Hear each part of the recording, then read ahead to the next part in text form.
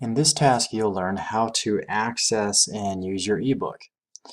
Now, in the course information section here, you will have a My eBook link.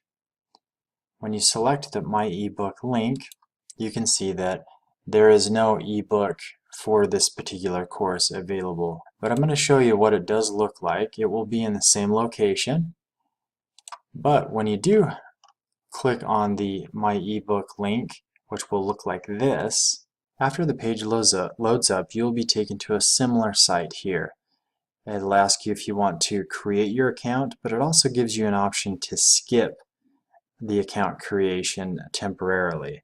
Now, if you choose to skip the account creation process, each time you log in after, you'll continually be prompted to create your account. So the sooner you create it, the better. Now, once you either skip the account creation process or after having created your account, you'll be taken to your bookshelf. This is where all of your books will be as you finish each term, and you simply just click on any of the books to access. Now, one very important item to note is updating your bookshelf. Once a new term starts, you want to make a habit of updating your bookshelf. How you do that is by selecting Manage over here on the right hand side and then selecting Update Library. Once you do this, you'll get this little disclaimer saying this may take several minutes. Usually it's just a couple seconds, and then you'll see the new book appear. So again, that is a practice that you want to get used to doing every single term. Once you see the book that you need for your course, simply click on it. Once your book appears, you have several different icons that you can use to navigate your book. First of which are arrows, typically found to the right and the left.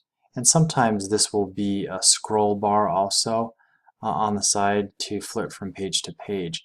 If you click on the arrow, it will proceed to the next page. If you click the back arrow, you will then go back to the page you were previously on.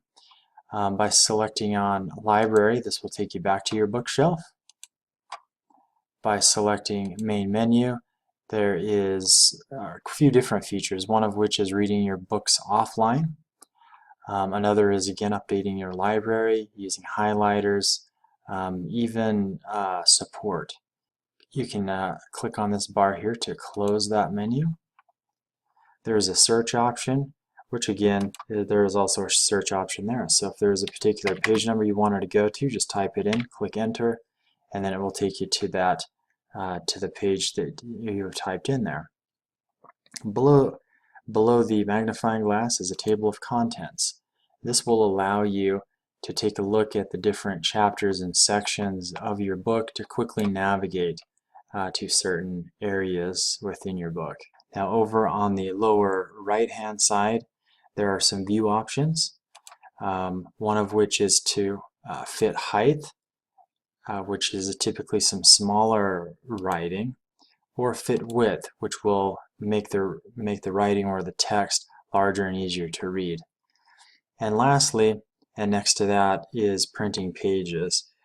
You are allowed to print pages from your book by simply selecting Print Pages, and then